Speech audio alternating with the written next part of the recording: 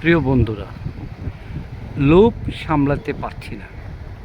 সমুদ্রের ঢেউ, পানিগুলোর উৎপাত দেখলে ভয়ও লাগে, ভালোও লাগে।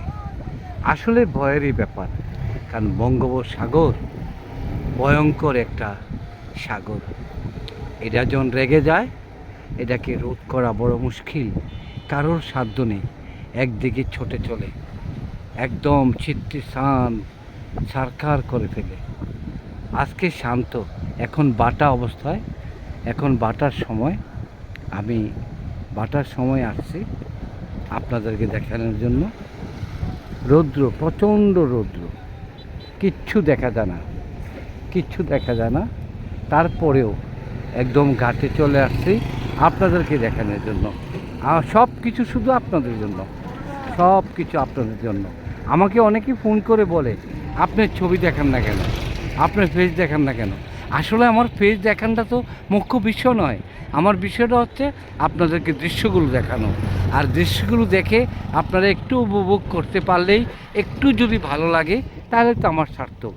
আমার তো আর এখানে অন্য কিছু চাওয়ার নেই। আমি লোভ সামলাতে পারি নাই, একদম সমুদ্রের একদম কিনারে চলে আসছি রাস্তা দিয়ে। অপূর্ব সুন্দর, অপূর্ব সমুদ্রের জলোচ্ছ্বাসগুলো কীভাবে সমুদ্র রেগে আছে। অনেক নৌকা, মানুষ, এর হাতিয়া সন্দ্বীপ, এখান থেকেই সব জায়গায় যায়। অপূর্ব সুন্দর, অপূর্ব। আমার কাছে যে আজকে এত ভালো লাগতেছে, এত ভালো লাগতেছে। আপনাদের তো ধৈর্য কম, আপনারা 5-6 মিনিটের কোনো ভিডিও দিলে আপনারা দেখেন না, কিন্তু আসলে অল্পতে আপনারা সন্তুষ্ট। আসলে আমরা বাঙালিরই অল্পতে সন্তুষ্ট। হিংসা, প্রতিহিংসা, ঘাত প্রতিঘাত, এগুলো আসলে ভালো লাগে না।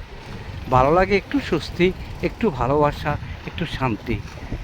শান্তির জায়গায় বঙ্গোপসাগরের পার, শান্তির জায়গায় কুয়াকাটা, কক্সবাজার, শান্তির জায়গায় আপনার পতেঙ্গা বিচে। অনেক সুন্দর, অনেক সুন্দর।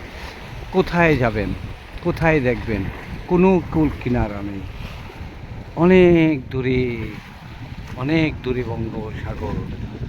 সবাইকে ধন্যবাদ, সবাইকে ধন্যবাদ জানিয়ে বিদায় নিলাম। আল্লাহ হাফেজ, আল্লাহ হাফেজ।